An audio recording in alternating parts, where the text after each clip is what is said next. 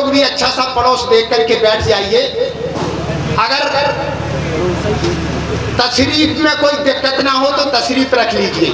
ऐसे ही एक कार्यक्रम हो रहा था भाई साहब, एक सज्जन यहाँ से वहाँ फिर रहे थे। हमने कहा भाई साहब तशरीफ रखिए, तशरीफ रखिए। 4-5 बार कहा, वो नहीं बैठे। हमने कहा भाई साहब तशरीफ रख, बोले कैसे रखे तशरीफ, तशरीफ में फोड़ा है।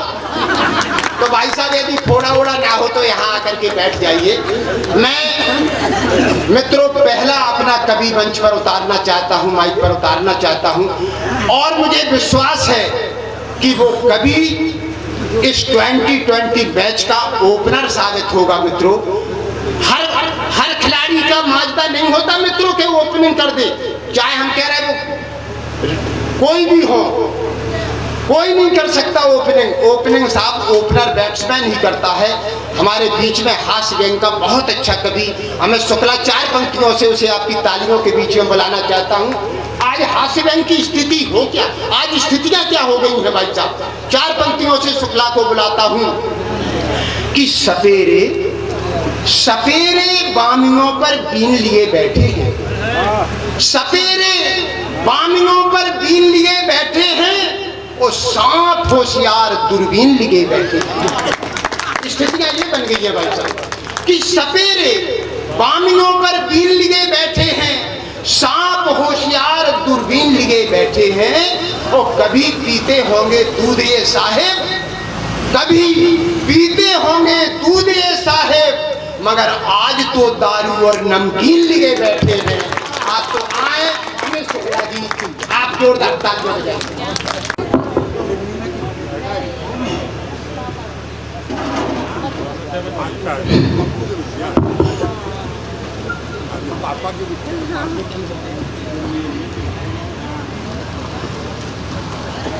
दादा ने हमको बहुत अच्छे ढंग से उठाया है, भगवान दादा को भी अच्छे ढंग से उठाए।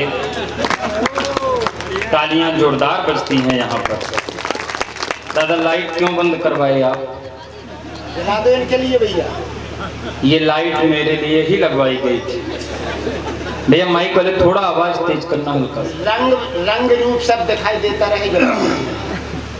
मैं दादा ने जैसा बताया, मैं रीवा से आया हूँ। जो लोग रीवा गए होंगे वो जानते होंगे, रीवा सफेद शेरों की धरती कही जाती है, व्हाइट टाइगर की धरती कही जाती है। ये अलग बात है कि दिलीप भैया सोच रहे होंगे कि व्हाइट टाइगर की धरती में तुम जैसा ब्लैक चिंपैंजी कहां से पैदा हो गया। लेकिन वैसे भी दिलीप भैया आप क्या सोच रहे होंगे, हमारी और आप में ज्यादा अंतर है भी नहीं। दिलीप भैया हम और आप ऐसा लगता है जैसे महोबा मेले में पिछले जन्म में बिछड़ गए थे भाई भाई। तालियां एक बार दोनों भाई के लिए जोरदार बजा दीजिए आप। हाँ दादा आप आनंद के साथ बैठ जाइए। बहुत सारी बातें कर रहे थे दादा, मैं जो बात बता रहा हूँ सच बात बता रहा हूँ। मेरा चेहरा आप लोग देखिए। अभी ममता जी पढ़ करके गई हैं, माँ की वंदना करके गई हैं। जब माँ की वंदना ममता जी कर रही थी तो साक्षात वैष्णो माँ का अवतार लग रही थी। उसके बाद दादा ने डायरेक्ट हमको खड़ा कर दिया, ऐसा लगा जैसे वैष्णो माता के बाद डायरेक्ट भैरव बाबा प्रकट हुए हो मंच पर। तालियां हल्के में नहीं बजाना है, तालियां जोरदार बजती हैं। ये प्रदीप भैया एक बार छतरपुर हमको बुलाए थे, सच्ची घटना बता रहा हूँ। अब देखिए हमारा चेहरा और सुनिए हमारी वाणी। उधर वाणी मत देखिएगा, चेहरे में इधर देखिएगा, नजर हमारे चेहरे पे, कान हमारी वाणी पे। ये छतरपुर प्रदीप भैया बुलाए थे दादा। तो जैसे हमको होटल से लेके चलने लगे तो 4-5 लोग डंडा लेके खड़े हो गए। तो ये डरे, नवरात्रि के समय का कार्यक्रम था, और ये जैसे होटल से लेके चले तो 4-5 लोग डंडा लेके खड़े हो गए। तो ये पूछे भैया क्या दिक्कत है? तो बोले हम लोग नवरात्रि उत्सव वाले हैं। ये पूछे कि चंदा वंदा चाहिए? बोले चंदा नहीं चाहिए, ये बताइए ये आपका कौन है? तो ये बोले कि हमारा छोटा भाई है, क्या दिक्कत है? बोले ये आपका छोटा भाई 9 दिन के लिए खाली है क्या? आप जैसे हंसे तो ये भी हंसने लगे। बोले दिक्कत क्या है आपको, आखिर करेंगे क्या इसका 9 दिन के लिए? अब नजर हमारे चेहरे से और दिलीप भैया चेहरे से मत हटाइएगा। बोले आखिर करेंगे क्या 9 दिन का इसका? बोले नहीं भैया हम लोग नवरात्रि उत्सव वाले हैं। दरअसल लाइट टेंट पंडाल माइक सब की व्यवस्था हो गई है, माता जी की मूर्ति भी आ गई है, लेकिन मूर्ति के नीचे जो राक्षस लेटा रहता है वो नहीं मिल पा रहा है। अगर 9 दिन के लिए खाली हो तो हमारा काम बन जाएगा। भैया ये जो बीच में एक भैया को बंदूक लेके बैठा दिया गया है तो हमारी धड़कन ऊपर नीचे होती है। इनको बीच में बंदूक नाल दिखती है बराबर। कारतूस नहीं लिए हैं वो जितना। अरे कारतूस के बिना जब मेरी धड़कन बंद हो रही, कारतूस में तो अगले जन्म में मेरी श्रद्धांजलि में कार्यक्रम होगा। मैं दमोह के पास कार्यक्रम दे रहा था तो एक सज्जन ऐसे राइफल लेके गुजरे। तुमके दादा क्या दिक्कत है, मारेंगे क्या? बोले नहीं बेटा, तुमको काहे मारेंगे, तुम तो अतिथि हो, मेहमान हो, आए हो तो पढ़ो, हम तो उसको ढूंढ रहे हैं जो तुमको बुलाया है। तालियां जोरदार बजनी चाहिए। अगर ऐसी कोई दिक्कत होगी तो ये प्रदीप भैया से और तमाम लोगों से मिल लीजिएगा, हमारी कोई दिक्कत नहीं। भैया मोबाइल रख दीजिए, ये सब यूट्यूब में कल मिलेगा, आप वर्तमान का आनंद लीजिए। अभी मैं आपके सामने साक्षात खड़ा हूँ, मेरा पार्थिव यहाँ पर खड़ा हुआ है, आप मोबाइल कोई दिक्कत वाली बात नहीं, आनंद के साथ रहिए। दरअसल ताली आप लोग कम बजा रहे हैं तो मुझे अभी तक विश्वास नहीं हो रहा है, तालियां बजाते रहेंगे तो अच्छा लगेगा। अभी तक दरअसल हमको विश्वास ही नहीं हुआ कि आप लोग श्रोता बैठे हुए हैं। सच बात बता रहा हूँ, मैं विवाह के पहले भी एक बार कार्यक्रम देने आया था महोबा, भैया दादा थे वहां पर कार्यक्रम में। मैं उस समय गीतकार भी सूरज की तरह बहुत अच्छा होता था। ऐसा होता है विवाह के पहले जो लोग मोहम्मद रफी की तरह गीत गाते हैं वो विवाह के बाद ज्यादातर मनमोहन सिंह हो जाते हैं। मैं अमित भैया, मैं 15 मिनट तक आंख बंद करके गीत पढ़ा। अब चेक कर रहा हूँ कि श्रोता कितने बैठे। मैं 15 मिनट तक आंख बंद करके गीत पढ़ा और जब आंख खोला तो केवल एक ही श्रोता बचा था, बाकी सब चले गए। ये मेरे गीत का जादू था। तो मैं भी उसको मैं प्रणाम कर लिया उसको, हम कहे धन्य है आप जैसा श्रोता मैंने आज तक नहीं देखा, बताइए मैं आपके लिए क्या करूं। तो बाबूजी वो भी हाथ जोड़ा और बोला भैया आप कुछ मत करिए, और अगर आप शांत हो जाते तो मैं ये कुर्सी गद्दा माइक लेके चला जाता, मैं टेंट वाला बैठा हूं, मेरी कल बुकिंग में तालियां जोरदार बजनी चाहिए। बस इसी तरह मन, ज्यादा दिक्कत वाली बात भी नहीं है। ये ताली वाली बजाते रहेंगे तो अच्छा लगेगा। ये ताली हम लोगों की एनर्जी ड्रिंक है। ताली दरअसल आदत है कवियों की सुनने की, तब गियर लगता है हम कवियों का। आदत किसी की खराब ना हो जाए बड़ी खराब चीज, आदत से सब मजबूर। आदत हम कवियों की ताली की है, आदत किसी की खराब ना हो जाए बड़ी खराब चीज है। हमारे मोहल्ले में एक बस कंडक्टर की शादी हुई तो आदत खराब थी। जब जयमाले में पहुंचा तो बीवी से बोला कि थोड़ा और खसको, अभी 2 सवारी की जगह और खाली है। आदत खराब। मैं शुद्ध पंडित आदमी हूँ, मेरी भी आदत खराब है। अमित भैया मैं शुद्ध पंडित, मेरी आदत खराब है दादा। मैं पहली बार जब फ्लाइट में बैठा बनारस हवाई अड्डे से, एकदम सच्ची घटना बता रहा हूँ, अब आदत खराब। मैं जैसे फ्लाइट में बैठा तो एयर होस्टेस आई, बोली सर क्या चाहिए आपको। अब मैं पंडित आदमी, मेरी आदत खराब, हम कहे हमको पूरी चाहिए, खीर चाहिए, आलू छोला की सब्जी चाहिए। एयर होस्टेस का दिमाग खराब हो गया, वो मेरे कान में मुंह लगाई। अब बोली देखिए सर आप फ्लाइट में बैठे, विजय माल्या के रहीम नहीं बैठे हैं। तालियां जोरदार बजती। बस इसी तरह थोड़ी देर आप लोग ऐसे करते रहेंगे तो आनंद से कट जाएगा काम हमारा, कोई दिक्कत वाली बात नहीं। इतने शिक्षकों का सम्मान हुआ है कि मैं धन्य हो गया हूँ। इस देश में शिक्षकों का सम्मान होना चाहिए, और आज मंच पर भी आधे शिक्षक ही बुलाए गए, मैं बस छात्र हूँ लगता है, ये सब शिक्षक है। सत्येंद्र भैया तो हमारे और अच्छे शिक्षक हैं। ये सतना में जिस स्कूल में पढ़ाते हैं, सच्ची घटना बता रहा हूँ, जिन जिन शिक्षकों का सम्मान हुआ है, खासकर वो शिक्षक जरूर सुने जिन्होंने पीट करके ऐसे कभी पैदा किए हैं। सर आप जैसे शिक्षक हम लोग को मिले होते, आप जैसे ही शिक्षक कई कभी पैदा कर दिए। कूट के हम लोग ये सोचे हैं कि अब क्या बनने से मतलब है, तो इसीलिए यही काम ठीक है।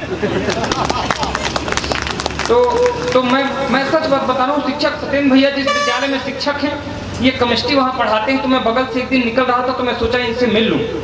तो मैं बगल में जैसे इनके कक्ष में पहुँचने वाला था तो ये 5 रुपए का सिक्का निकाले और एसिड में डाले। अब बोले बच्चों बताओ ये एसिड में सिक्का घुल जाएगा कि नहीं घुलेगा। तो इनके स्कूल के बच्चे भी खतरनाक हैं, बोले सर बिल्कुल नहीं घुलेगा, वैसा का वैसा ही सिक्का आपको वापस मिल जाएगा। तो ये बोले कि शाबाश बहुत अच्छे, बैठ जाओ, लगता है तुम लोग इस समय बहुत पढ़ते हो। एक लड़का मेरी तरह होनहार था पीछे, वो धीरे से खड़ा हुआ, बोला सर इसमें पढ़ने वाली बात क्या है। बोले जब पढ़े नहीं तो तुमको कैसे पता कि सिक्का घुल जाएगा कि नहीं। बोले सर हम लोग आपको बहुत दिन से जानते हैं, बोले इसमें जानने वाली बात क्या थी? बोले सर, अगर एसिड में सिक्का घुल जाना होता तो अगर कुछ होता या ना होता, लेकिन सिक्का आप अपनी जेब से निकाल के कभी नहीं डालते। तालियां जोरदार बजनी चाहिए। तो ये शिक्षक भी खतरनाक हैं आजकल के। मैं प्रणाम करता हूँ आज हरनाथ दादा को। एकदम देखिए, हरनाथ दादा मात्र 62 वर्ष के युवा हैं।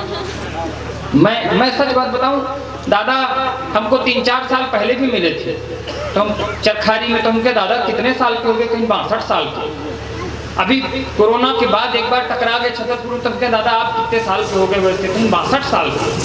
आज हमको फिर जब जैसे दादा मिले तो हमके दादा क्या उम्र, कितने साल के हो गए इस समय?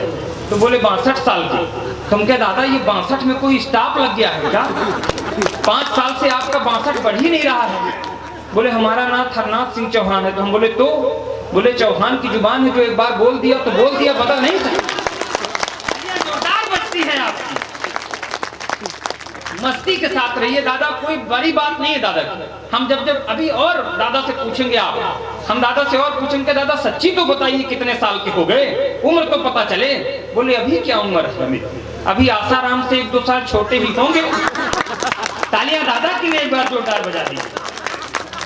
आप तमाम, मैं 4 पंक्तियों से शुरू होता हूँ। ऐसे लोगों के लिए ही मैंने लिखा है 4 पंक्तियां। स्वागत। 4 पंक्तियां मैंने ऐसे लोगों के लिए ही लिखा है। निवेदन कर रहा हूँ, ये मिशन लेकर के घूम रहा हूँ। अगर ठीक लगे तो फिर आपका स्नेह मिलेगा। भूमिका केवल इतनी है कि जब दिग्विजय सिंह जी ने 70 वर्ष की आयु में दूसरी बार संविधान लागू किया,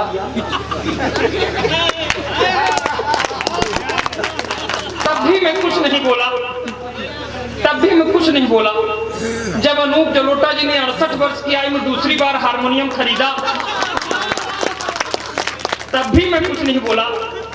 लेकिन जब ललित मोदी जी ने सुष्मिता सेन जी से विवाह कर लिया, तब इन आहत कुंवारे युवा महासंघ की तरफ से 4 पंक्तियां निवेदन करता हूँ। स्वागत। निवेदन कर रहा हूँ, नई पंक्तियां हैं, आप सबका स्नेह मिलेगा। तो ये मैं मिशन लेके घूम रहा हूँ मंच। स्वागत। निवेदन करता हूँ, युवा मन से सुने, बुजुर्ग का मन न लगे तो भी आनंद के साथ सुने।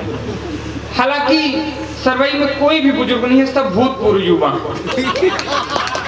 4 पंक्तियां सुनिए, निवेदन करता हूँ, सुनिए।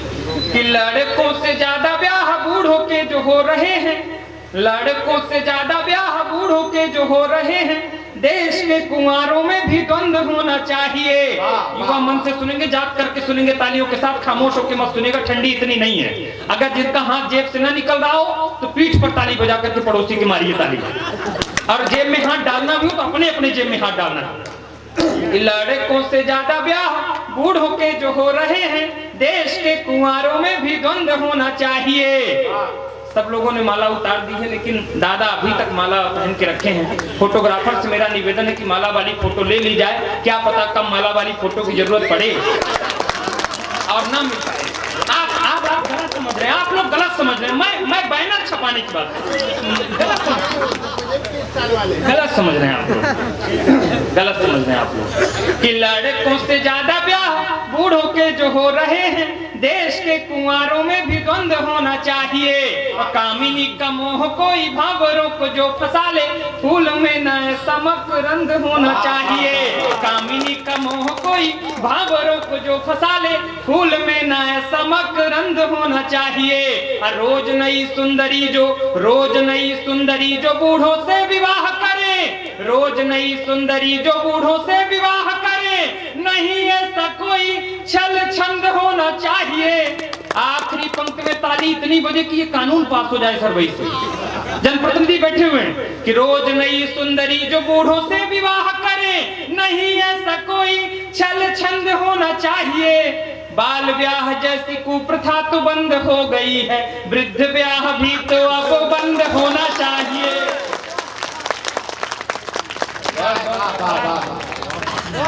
बहुत बहुत आभार, आप सब मन से सुन रहे हैं। ये छंद जब से मैंने लिखा है तो हमारा हरनाथ दादा से पट नहीं रहा है। वो बोले कि इस छंद से तुम्हारे मुझको बहुत दिक्कत है। हम कहे क्या दिक्कत है? उन्होंने जो हमको दिक्कत बताई, 4 पंक्तियां हमने फिर लिखी। हरनाथ दादा का कष्ट सुनिए और 4 पंक्तियां मेरी है। निवेदन करता हूं कि काका बोले मुझसे ये सुनो बेटा मेरी बात, काका बोले मुझसे ये सुनो बेटा मेरी बात, जाने क्यों आजकल नींद नहीं आती है।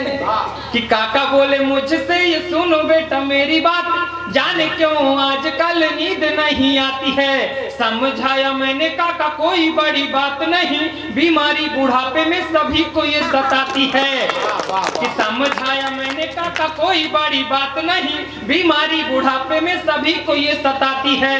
काका बोले बेटा ये बीमारी बड़ी है अजीब, करवटे बदलते रात कट जाती है। जिस रोज सपने में आ जाए पड़ोसन तो उस रोज आंखें ये सुकून से सो पाती हैं।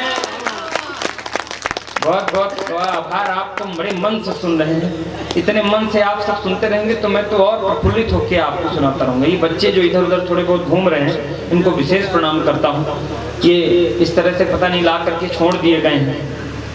बच्चे आजकल दरअसल पैदा ही नहीं होते। ये बेटा भी घूम रहा था, छोटा सा बच्चा। बच्चे दरअसल पैदा ही नहीं होते सर, इस समय डायरेक्ट बाप पैदा होते।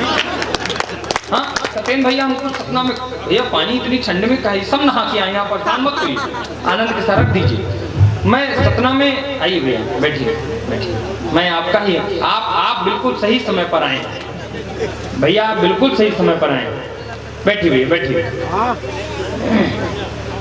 बैठिए बैठिए बैठिए बैठिए भैया बैठिए, बहुत बहुत स्वागत है भैया का। भैया आप ही सही समय पर आए, बाकी ये सब तो गलत टाइम पे आए। आपको पता था कि ठीक ठाक कभी कितनी देर खड़ा होगा माइक पर, इसीलिए आप सही समय पर आए। तालियां एक बार भैया के लिए बजा दीजिए। ये जनप्रतिनिधियों से पूछ रहे थे कि क्या काम कराएंगे। आपके यहाँ जनप्रतिनिधि जितने भर जिला पंचायत सदस्य, जनपद सदस्य, जनपद उपाध्यक्ष और तमाम सरपंच, मैं सबको प्रणाम करता हूँ। इतने सरल ढंग से ये बैठे हुए हैं, इतने सरल जनप्रतिनिधि नहीं होते। अमित भैया हमारे यहाँ पिछली बार जब चुनाव हुआ तो एक नेताजी आए चुनाव प्रचार करने, तो दरवाजा में बाहर से खटखटाई, बोले इस बार हम लोगों को फिर से वोट दीजिए, विकास होगा। इस बार हम लोगों को फिर से वोट दीजिए, विकास होगा। तो अंदर से एक भाभी निकल आई, बोली नेताजी झूठ मत बोलिए, पिछले बार भी आप बोल गए थे कि विकास होगा, लेकिन विकास नहीं हुआ था, पिंकी हुई थी।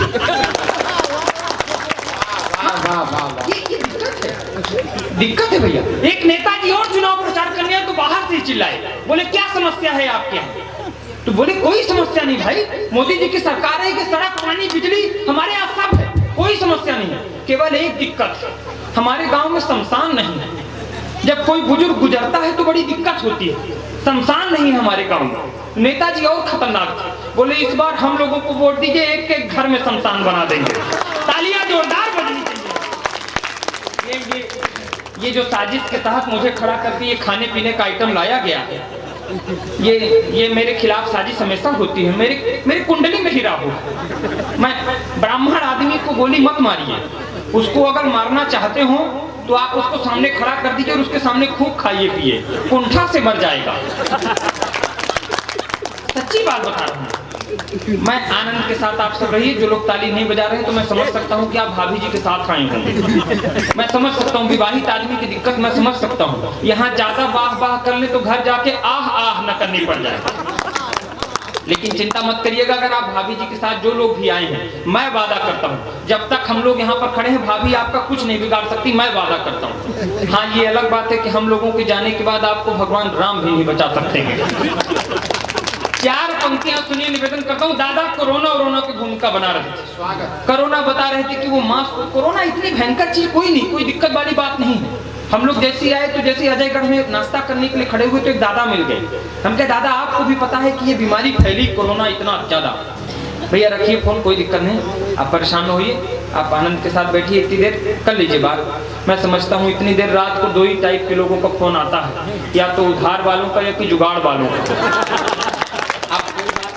जहाँ भी जुगाड़ हो कोई बात नहीं, तो सुनिए भटका देते हैं आप लोग देख करके। 4 पंक्ति मैं निवेदन करता हूँ। तो अजयगढ़ में एक दादा मिल गए, उनके दादा ये कोरोना इतना फैला, आपको भी पता है कि ये कैसे फैलता है। तो वो बोले कि लाला हमको तो बस यही लगता है कि कोरोना सिर्फ जांच कराने से फैलता है। ये कारण मैं पहली बार जाना था कि जांच कराने से कोरोना होता है। मैं सच बात बताऊं, ये खांसी आ रही थी प्रदीप भैया को, तो उनके भैया जांच कराइए, बोले जांच नहीं कराएंगे हमें पक्का निकल आएगा, इनको हम जिला अस्पताल ले गए। तो सामने डॉक्टर बैठा था, बोले डॉक्टर साहब उनको खांसी आती है, बुखार है। बोले जांच कराइए, बोले जांच नहीं कराएंगे, बिना जांच किए जानेंगे कि हमको है कि नहीं। वो बोला ऐसे कैसे हो सकता है। चरखारी के बड़े कवि हैं, हल्के मत लीजिएगा। 2 मिनट तक सोचे और डॉक्टर का मास्क नीचे किए, उसके मुंह में 3-4 बार खांसे और बोले सर आप अपनी जांच करा लीजिएगा, अगर आपको निकले मतलब हमको भी है। तालियां जोरदार बजाइए। 4 पंक्तियां सुनिए, निवेदन करता हूं उम्मीद भैया। सरकार ने एक नियम बनाया, सरकार ने एक नियम निकाला और वो मुझे लगा कि कोरोना के बाद ही नियम क्यों बनाया गया, पहले क्यों नहीं बनाया गया। अगर मेरा तर्क ठीक लगे तो आपकी तालियां आएंगी। मैं निवेदन करता हूं, सुनिए चाहे स्वागत। कि संकट में आज पूरा देश जब जूझ रहा, आपदा को अवसर किसी ने बताया है। सुनिएगा वो नियम अभी क्यों लागू हुआ। कि संकट में आज पूरा देश जब जूझ रहा, आपदा को अवसर किसी ने बताया है। और घर में पड़े थे लोग, डर था ये इसीलिए सरकार ने ये अधिनियम बनाया है। कौन सा? कि घर में पड़े थे लोग, डर था ये इसीलिए सरकार ने ये अधिनियम बनाया है। कि 2 बच्चे थे पहले ही, सत्येंद्र भैया 2 बच्चे थे पहले ही, तीसरा भी हुआ जिसे फ्री में जो लाभ लॉकडाउन का उठाया है। और आखिरी पंक्ति में मजा आ जाए तो ताली पीछे तक फिर आशीर्वाद दीजिएगा। कि 2 बच्चे थे पहले ही, तीसरा भी हुआ जिसे फ्री में जो लाभ लॉकडाउन का उठाया है। और सरकारी लाभ कोई उसको मिलेगा नहीं, कोरोना में देश की आबादी जो बढ़ाया है। आप सब मन से सुन रहे हैं, आप सब जितने मन से सुन रहे हैं, 4 पंक्तियां और सुन लीजिए। एक तर्क मैंने निकाला, एक महानायक को कोरोना हो गया, महानायक को कोरोना होने की अलग सी घटना क्या दिखाई दी। अगर कवि की नजर गई हो, आपकी भी गई हो तो आशीर्वाद मिलेगा। निवेदन करता हूँ, सुने। कि मजबूरी में कभी जो बंद हुई थी किताब प्रीति का, वो पृष्ठ फिर खोल क्यों लिया गया। और जिनके बिना थे कभी जीते नहीं एक पल, इतने बरस जाने कैसे है जिया गया। यौवन में भले एक साथ नहीं रह पाए, पहुंचिएगा वहां जहां पहुंचाना चाह रहा हूं, महानायक की बीमारी होने पर। कि यौवन में भले एक साथ नहीं रह पाए, अब जाके उपहार उनको दिया गया।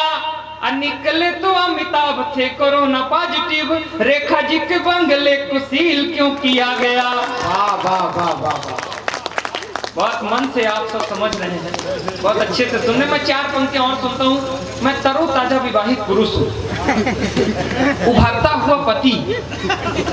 हाँ, एक दिन वो मुझसे कह रही थी कि जानते हैं आपको पाने के लिए मैंने 16 सोमवार के व्रत रखे। मैंने कहा अगर वो ना रखती तो, बोली फिर आपसे भी गया गुजरा मिलता। हाँ, ये सच बात है। एक दिन वो मुझसे कह रही थी कहीं जानते हैं आपको शादी के पहले भी मैं बहुत अच्छी तरह जानती थी, शादी के पहले भी आपको आते जाते देखती थी। हम कहे जब इतना जानती थी तो आखिर क्या देख करके तुमने मुझसे शादी की। बोली 1-2 बार मैंने आपको आपके घर में बर्तन मांजते हुए देखा था। 4 पंक्तियां सुनी, निवेदन करता हूँ। रामचंद्र भैया से कह रहे थे आप 5 साल क्या करेंगे, क्या करेंगे, भाभी का सहयोग करेंगे और क्या करेंगे। भाई जब पद में वो है तो सहयोग ही करेंगे गांव के विकास के लिए। तालियां रामचंद्र भैया के लिए भी बजा दीजिए। 4 पंक्तियां सुनिए, निवेदन करता हूँ, सुनिए। तरोताजा भाई, एक खोज मैंने की, सत्येंद्र भैया ओज की कभी, मैं खोज का कभी। मैंने एक खोज की कि आखिर दूल्हा घोड़े घोड़ी से ही बारात क्यों जाता है, गधे से क्यों नहीं जा सकता। 4 पैर का तो गधा भी होता है। अंतिम पंक्ति में आपको पता चलेगा कि दूल्हा गधे पे क्यों नहीं जा सकता। सुनेगा, निवेदन करता कि मैंने एक शादीशुदा मित्र से ये पूछा यार, शादी वाले दिन दूल्हा घोड़ी से क्यों आता है। मैंने एक शादीशुदा मित्र से ये पूछा यार, शादी वाले दिन दूल्हा घोड़ी से क्यों आता है। उसने कहा कि यार याद ना दिलाओ हमें, यही दंश दिन रात हमें भी सताता है। और राज की है बात, राज की है बात तुम्हें बतला रहा हूँ किंतु, सूरज भाई राज की है बात तुम्हें बतला रहा हूँ किंतु, ऐसा दर्द कभी कोई नहीं बतलाता है। एक बार घोड़ी पे जो चढ़ता है खुशी खुशी, फिर वो आजीवन गधा ही बन जाता। वाह वाह वाह वाह वाह। आप सब इस योजना का लाभ ले चुके हैं लगता है। आप सबको प्रणाम करता हूँ। 4 पंक्तियां, समय की अपनी सीमा है, टीम लंबी है, हंसते हंसाते कहीं तक आपको पहुंचाना है। हास्य के कवि का काम व्यंग तक ले जाना है। मैं चेक करता हूं, मुझे ये बता करके प्रदीप भैया ने बुलाया है कि हमारे सरवई में कविता बहुत अच्छी सुनी जाती है। अगर आपने चेहरों पर खिलखिलाहट लाने की मैंने कोशिश किया तो कसम उस मोहब्बत की, कसम उस खिलखिलाहट की, मैं 4 पंक्तियां चेक करूं, मेरा मन टूटने मत दीजिएगा। इस कोरोना में कुछ लोग इस बीमारी में अपने गांव लौट करके आ रहे थे। आप भी गांव से जुड़े हुए लोग हैं और मैं भी गांव से आता हूं। मंच का भी आशीर्वाद चाहता हूं, निवेदन करता हूं 4 पंक्तियां। कौन लोग गांव लौट रहे थे, मैं एक झलक दिखाता हूं आपको। अच्छा लगेगा अगर मन अच्छी पंक्तियों पर ताली आएंगे तो। ध्यान रखिएगा, संकट काल में अगर आपको सबसे ज्यादा कोई काम आता है तो आपकी जननी और आपकी जन्मभूमि काम आती है। ये बीमारी ने बता दिया। मैं 4 पंक्तियां निवेदन करता हूं। कौन लोग गांव लौट करके आ रहे थे कि कष्ट दे रही बहुत सीख दे रही है, किंतु इस बीमारी से कई राज गांव आ गए। कौन लोग गांव लौट रहे थे कि कष्ट दे रही बहुत सीख दे रही है, किंतु इस बीमारी से कई राज गांव आ गए। माटी की पवित्रता को कहते देहाती थे जो, शहरों से होके वो नाराज गांव आ गए। आपने दूसरी पंक्ति में ताली बजाई है तो अंतिम पंक्ति में महोत्सव करेंगे, मुझे पता है सरवई वालों, कि माटी की पवित्रता को कहते देहाती थे जो, शहरों से होके वो नाराज गांव आ गए। बूढ़ी माँ ये सोच रही, उसे नहीं पता कि क्या हुआ है। बूढ़ी माँ ये सोच रही, बूढ़ी माँ ये सोच रही, बेटे उससे मिलने को छोड़कर सारा काम काज गांव आ गए। आखिरी पंक्ति में तालियां संभाल कर रखिए, अगर भीतर तक से हिरन पहुंचे तो आशीर्वाद दीजिएगा बेटे को अपने, कि माटी की पवित्रता को कहते देहाती थे जो, शहरों से होके वो नाराज गांव आ गए। बूढ़ी माँ ये सोच रही, बूढ़ी माँ ये सोच रही, बेटे उससे मिलने को छोड़कर सारा काम काज गांव आ गए। बाप की चिता को आग भी जो देने नहीं आए, मरने के डर से वो आज गांव आ गए। बहुत मन से आप सबने बहुत मन से आशीर्वाद दिया। माताएं बहनें बैठी हुई हैं। मैं 2 मिनट की केवल पंक्ति कविता, जो मेरे मन की कविता है, मेरी आत्मा की कविता है, मैं प्रस्तुत करके अपना स्थान लेता हूं, फिर जैसा समय रहेगा। इस कविता की भूमिका केवल इतनी है कि जब मैं पति बना तो हर पुरुष का सपना होता है पिता बनना। मैंने अपने कोटे की तालियां बजवा ली हैं। इस कविता में कोई ताली मत बजाइएगा, केवल मेरे मन से जुड़ जाइएगा। केवल 2 से 2.5 मिनट मंच का स्वागत। कल रात चित्र बनाइएगा। कल रात एक बेटे का जन्म उत्सव है और मैं कविता जिस भूमिका पर पढ़ रहा हूँ, आप सबकी तालियां आशीर्वाद चाहिए। निवेदन करता हूँ, सुनेगा मन के साथ बस 2 मिनट। कल रात मैंने एक सपना देखा। सपने में कोई अपना देखा, एक अजनबी सी सूरत थी, देखने में बड़ी खूबसूरत थी। एक अजनबी सी सूरत थी, देखने में बड़ी खूबसूरत थी। मैंने पूछा क्यों मौन हो तुम प्यारी, ये तो बताओ कौन हो तुम। बोली अभी तक धरती ने मुझे जाना नहीं, बोली अभी तक धरती ने मुझे जाना नहीं। पापा क्या आपने भी मुझे पहचाना नहीं, पापा क्या आपने भी मुझे पहचाना नहीं। मैं बहुत ही जल्द किलकारी मारना चाहती हूँ, आपकी बेटी बनकर धरती में आना चाहती हूँ, आपकी बेटी बनकर धरती में आना चाहती हूँ।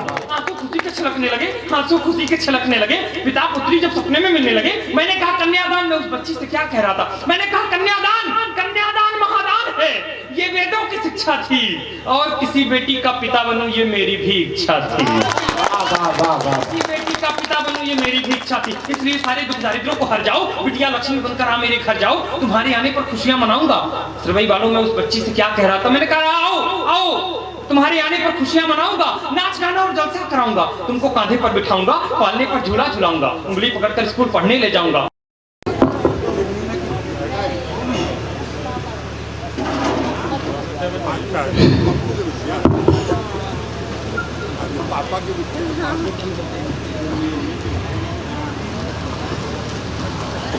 दादा ने हमको बहुत अच्छे ढंग से उठाया है, भगवान दादा को भी अच्छे ढंग से उठाए। तालियां जोरदार बजती हैं यहाँ पर।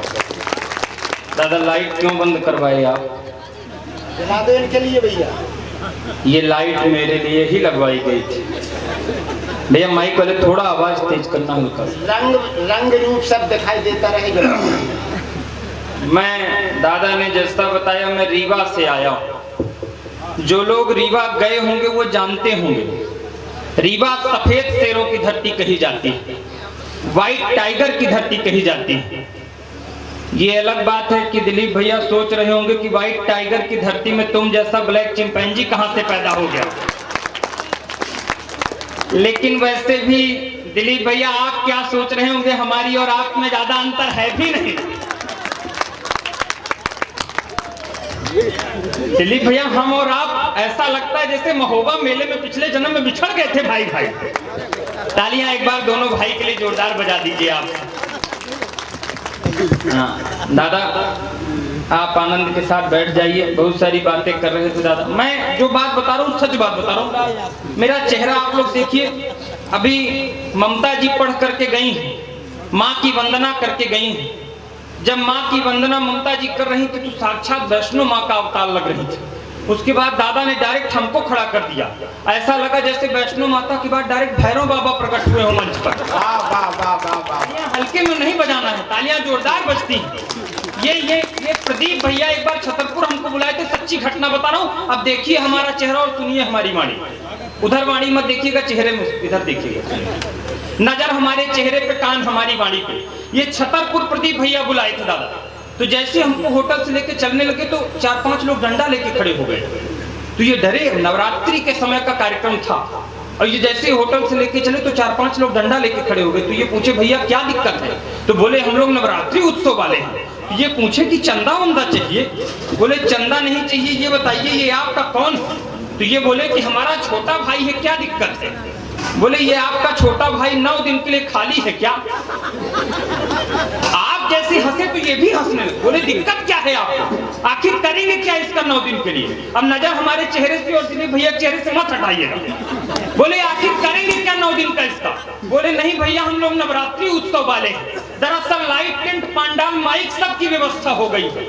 माता जी की मूर्ति भी आ गई है, लेकिन मूर्ति के नीचे जो राक्षस लेटा रहता है वो नहीं मिल पा रहा है।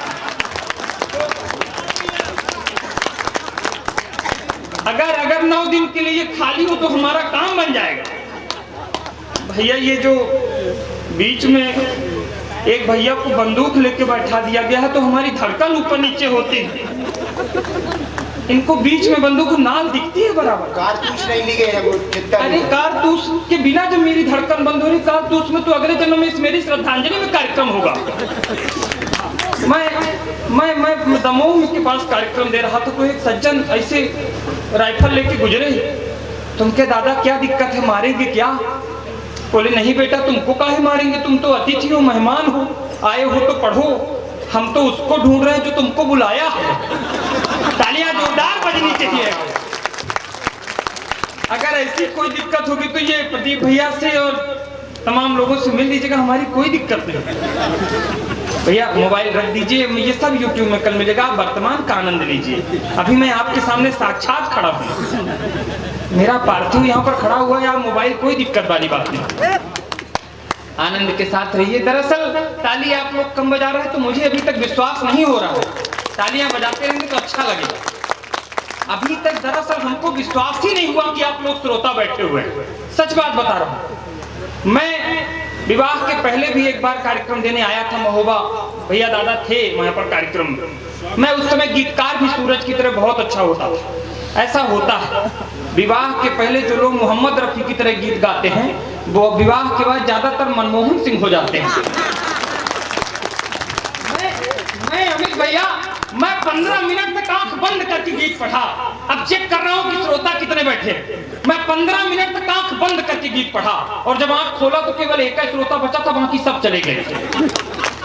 ये मेरे गीत का जादू था।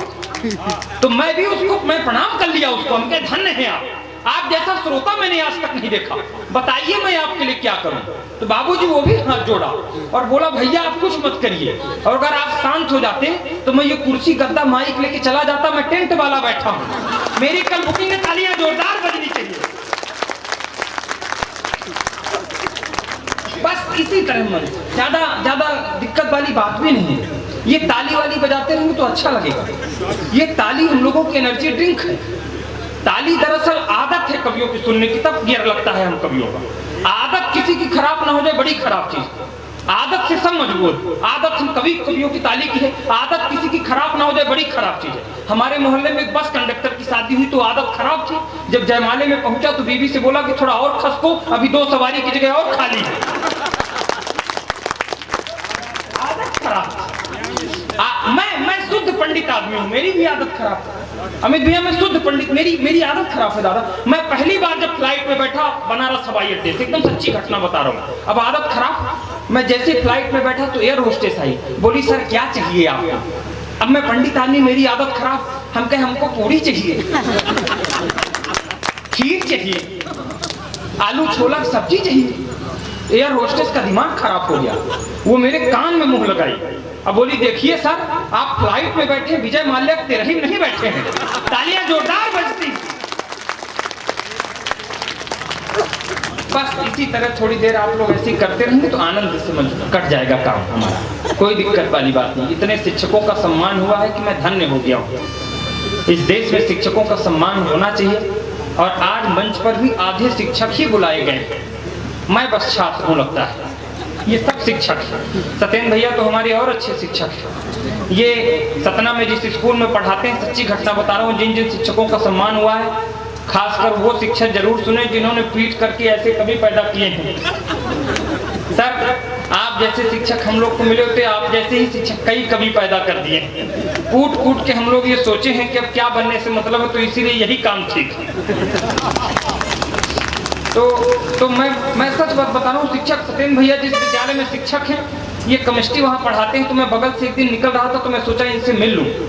तो मैं बगल में जैसे ही इनके कक्ष में पहुँचने वाला था, तो ये 5 रुपए का सिक्का निकाले और एसिड में डाले। अब बोले बच्चों बताओ ये एसिड में सिक्का घुल जाएगा कि नहीं घुलेगा? तो इनके स्कूल के बच्चे भी खतरनाक हैं, बोले सर बिल्कुल नहीं घुलेगा, वैसा का वैसा ही सिक्का आपको वापस मिल जाएगा। तो ये बोले कि शाबाश बहुत अच्छे, बैठ जाओ, लगता है तुम लोग इस समय बहुत पढ़ते हो। एक लड़का मेरी तरह होनहार था पीछे, वो धीरे से खड़ा हुआ, बोला सर इसमें पढ़ने वाली बात क्या है?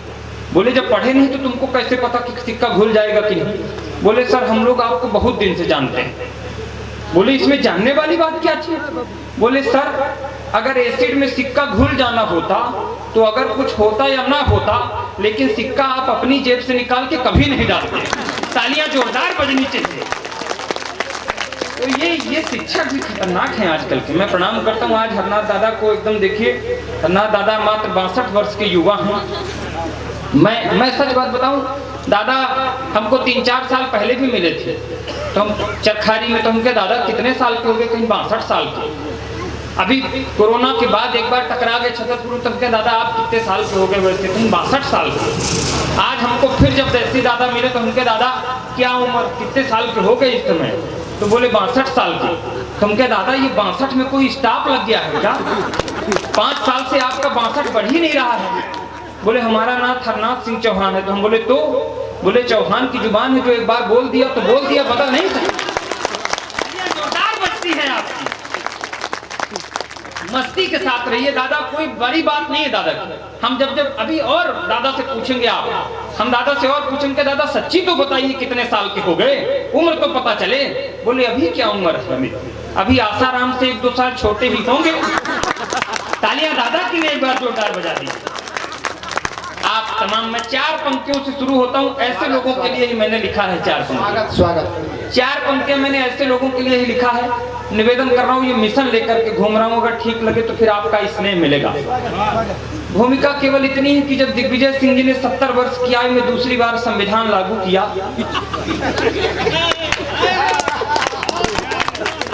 तब भी मैं कुछ नहीं बोला। जब अनूप जलोटा जी ने 68 वर्ष की आयु में दूसरी बार हारमोनियम खरीदा, तब भी मैं कुछ नहीं बोला।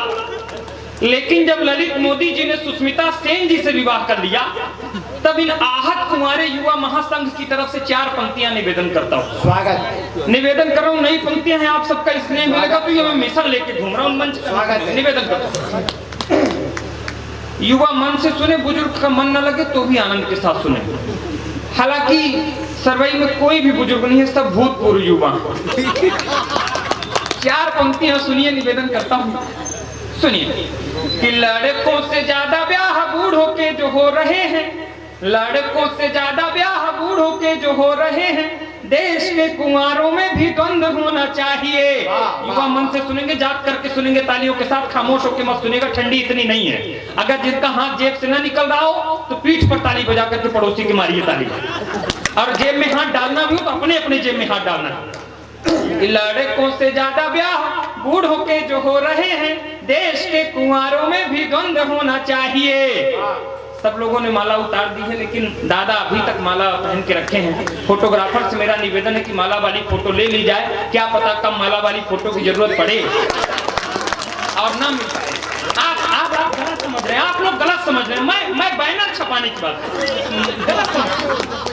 गलत समझ रहे हैं आप लोग, गलत समझ रहे हैं आप लोग कि लड़कों से ज्यादा ब्याह बूढ़ों के जो हो रहे हैं, देश के कुंवारों में भी द्वंद होना चाहिए। और कामिनी का मोह कोई भावरों को जो फंसा ले, फूल में न ऐसा मकरंद होना चाहिए।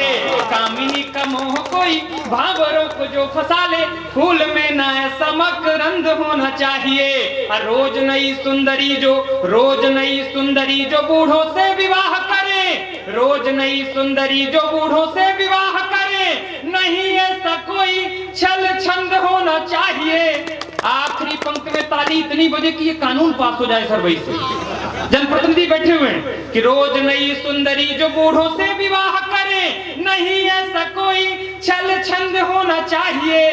बाल ब्याह जैसी कुप्रथा तो बंद हो गई है, वृद्ध ब्याह भी तो अब बंद होना चाहिए।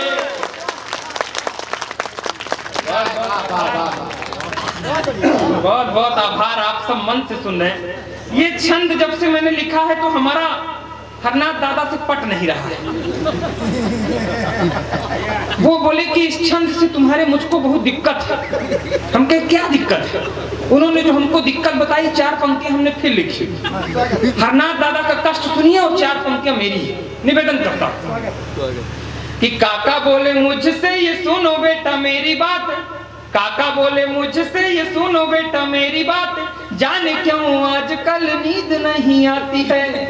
कि काका बोले मुझसे ये सुनो बेटा मेरी बात, जाने क्यों आजकल नींद नहीं आती है। समझाया मैंने काका कोई बड़ी बात नहीं, बीमारी बुढ़ापे में सभी को ये सताती है। कि समझाया मैंने काका कोई बड़ी बात नहीं, बीमारी बुढ़ापे में सभी को ये सताती है। काका बोले बेटा ये बीमारी बड़ी है अजीब, करवटे बदलते रात कट जाती है। जिस रोज सपने में आ जाए पड़ोसन, तो उस रोज आंखें ये सुकून से सो पाती हैं। बहुत बहुत आभार, आप तो बड़े मन से सुन रहे हैं। इतने मन से आप सब सुनते रहेंगे तो मैं तो और प्रफुल्लित होकर आपको सुनाता रहूंगा। ये बच्चे जो इधर उधर थोड़े बहुत घूम रहे हैं, इनको विशेष प्रणाम करता हूँ। ये इस तरह से पता नहीं ला करके छोड़ दिए गए हैं। बच्चे आजकल दरअसल पैदा ही नहीं होते। ये बेटा भी घूम रहा था, छोटा सा बच्चा। बच्चे दरअसल पैदा ही नहीं होते सर, इस समय डायरेक्ट बाप पैदा होते। हाँ सत्येन भैया हमको सपना में, भैया पानी इतनी ठंड में कहीं सब नहा के आए, यहाँ परेशान मत हुई, आनंद के साथ रख दीजिए। मैं सपना में, आइए भैया बैठिए बैठिए, मैं आपका ही, आप बिल्कुल सही समय पर आए हैं भैया, आप बिल्कुल सही समय पर आए हैं। बैठिए भैया बैठिए, बैठिए बैठिए बैठिए बैठिए भैया बैठिए। बहुत बहुत स्वागत है भैया का। भैया आप ही सही समय पर आए, बाकी ये सब तो गलत टाइम पे आए। आपको पता था कि ठीक ठाक कभी कितनी देर खड़ा होगा माइक पर, इसीलिए आप सही समय पर आए। तालियां एक बार भैया के लिए बजा दीजिए। ये जनप्रतिनिधियों से पूछ रहे थे कि क्या काम कराएंगे।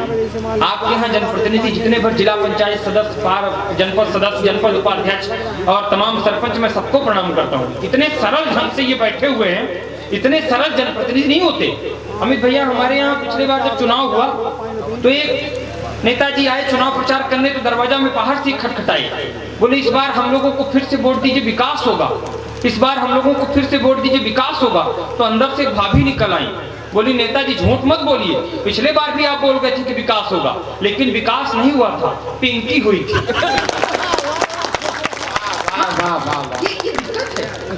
दिक्कत है भैया। एक नेताजी और चुनाव प्रचार करने तो बाहर से चिल्लाए, बोले क्या समस्या है आपके यहाँ? तो बोले कोई समस्या नहीं भाई, मोदी जी की सरकार है कि सड़क पानी बिजली हमारे यहाँ सब है, कोई समस्या नहीं है। केवल एक दिक्कत है, हमारे गांव में शमशान नहीं है। जब कोई बुजुर्ग गुजरता है तो बड़ी दिक्कत होती है, शमशान नहीं है हमारे गांव में।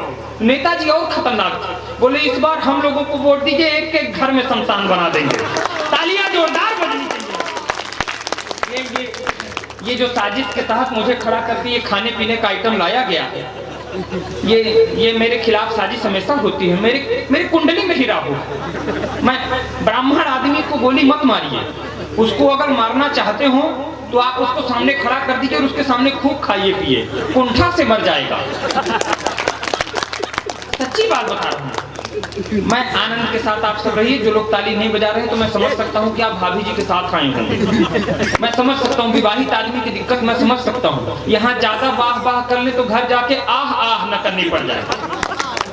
लेकिन चिंता मत करिएगा, अगर आप भाभी जी के साथ जो लोग भी आए हैं, मैं वादा करता हूँ जब तक हम लोग यहाँ पर खड़े हैं भाभी आपका कुछ नहीं बिगाड़ सकती, मैं वादा करता हूँ। हाँ, ये अलग बात है कि हम लोगों के जाने के बाद आपको भगवान राम भी नहीं बचा सकते हैं। 4 पंक्तियां सुनिए, निवेदन करता हूँ। दादा कोरोना की भूमिका बना रहे थे। कोरोना बता रहे थे कि वो मास्क, कोरोना इतनी भयंकर चीज कोई नहीं, कोई दिक्कत वाली बात नहीं है। हम लोग जैसे आए तो जैसे अजयगढ़ में नाश्ता करने के लिए खड़े हुए तो एक दादा मिल गए। हम कहे दादा आपको भी पता है कि ये बीमारी फैली कोरोना इतना ज्यादा। भैया रखिए फोन, कोई दिक्कत नहीं, आप परेशान न होइए, आप आनंद के साथ बैठिए, इतनी देर कर लीजिए बात। मैं समझता हूँ इतनी देर रात को 2 ही टाइप के लोगों का फोन आता है, या तो उधार वालों का या कि जुगाड़ वालों का। जहाँ भी जुगाड़ हो कोई बात नहीं, तो सुनिए भटका देते हैं आप लोग देख करके। तो 4 पंक्तियां मैं निवेदन करता हूँ। तो अजयगढ़ में एक दादा मिल गए, उनके दादा ये कोरोना इतना फैला, आपको भी पता है कि ये कैसे फैलता है? तो वो बोले कि लाला हमको तो बस यही लगता है कि कोरोना सिर्फ जांच कराने से फैलता है।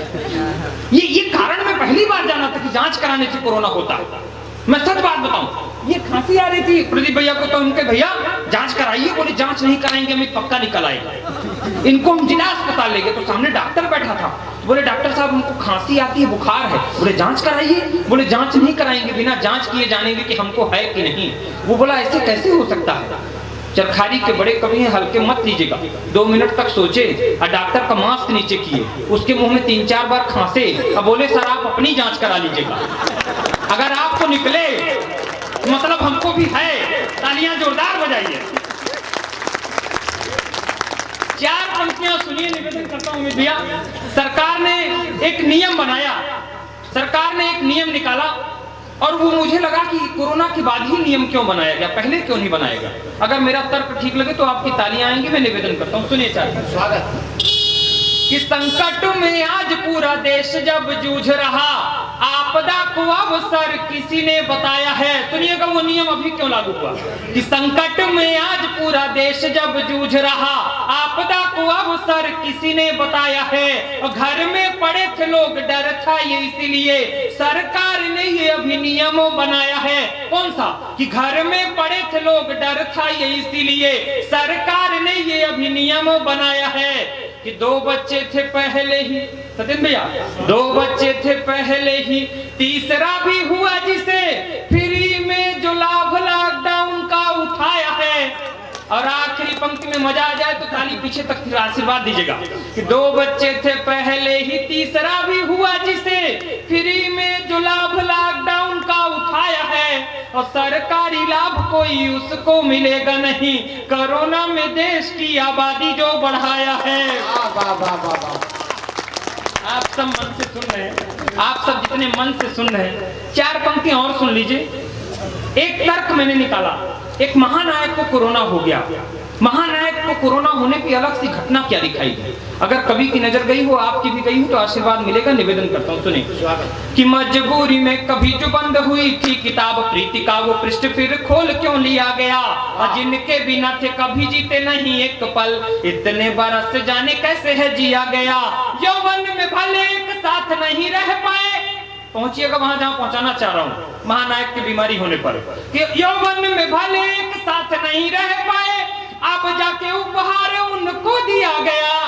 निकले तो अमिताभ थे कोरोना पॉजिटिव, रेखा जी के बंगले को सील क्यों किया गया। वाह वाह वाह वाह, बहुत मन से आप सब समझ रहे हैं, बहुत अच्छे से सुनने। मैं 4 पंक्तियां और सुनता हूँ। मैं तरोताजा विवाहित पुरुष हूँ, उभरता हुआ पति। हाँ, एक दिन वो मुझसे कह रही थी कहीं जानते हैं आपको पाने के लिए मैंने 16 सोमवार के व्रत रखे। मैंने कहा अगर वो ना रखती तो, बोली फिर आपसे भी गया गुजरा मिलता।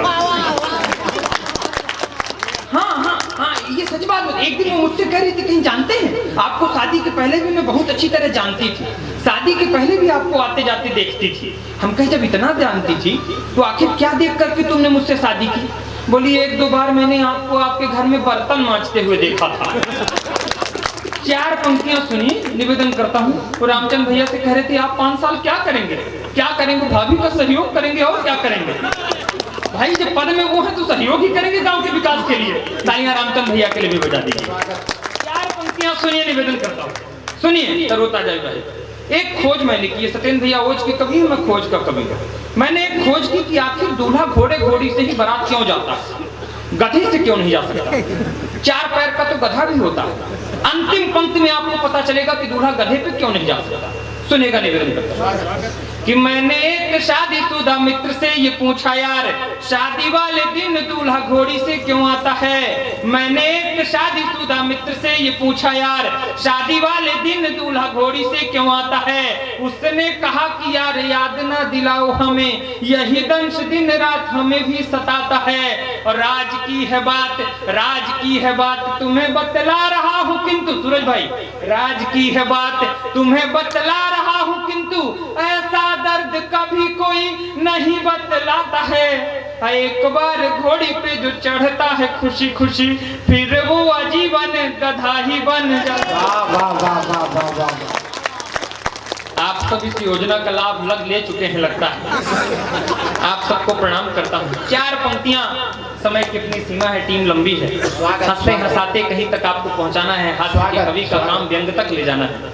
मैं चेक करता हूं, मुझे ये बता करके प्रदीप भैया ने बुलाया है कि हमारे सरवई में कविता बहुत अच्छी सुनी जाती है। अगर आपने चेहरों पर खिलखिलाहट लाने की मैंने कोशिश की है तो कसम उस मोहब्बत की, कसम उस खिलखिलाहट की, मैं 4 पंक्तियां चेक करूं, मेरा मन टूटने मत दीजिएगा। इस कोरोना में कुछ लोग इस बीमारी में अपने गांव लौट करके आ रहे थे। आप भी गांव से जुड़े हुए लोग हैं और मैं भी गांव से आता हूं। मंच का भी आशीर्वाद चाहता हूं, निवेदन करता हूं 4 पंक्तियां। कौन लोग गांव लौट रहे थे मैं एक झलक दिखाता हूं आपको। अच्छा लगेगा अगर मन अच्छी पंक्तियों पर ताली आएंगे तो। ध्यान रखिएगा, संकट काल में अगर आपको सबसे ज्यादा कोई काम आता है तो आपकी जननी और आपकी जन्मभूमि काम आती है। ये बीमारी ने बता दिया। मैं 4 पंक्तियां निवेदन करता हूं। कौन लोग गांव लौट करके आ रहे थे कि कष्ट दे रही बहुत सीख दे रही है, किंतु इस बीमारी से कई राज गांव आ गए। कौन लोग गांव लौट रहे थे कि कष्ट दे रही बहुत सीख दे रही है, किंतु इस बीमारी से कई राज गांव आ गए। माटी की पवित्रता को कहते देहाती थे जो, शहरों से होके वो नाराज गांव आ गए।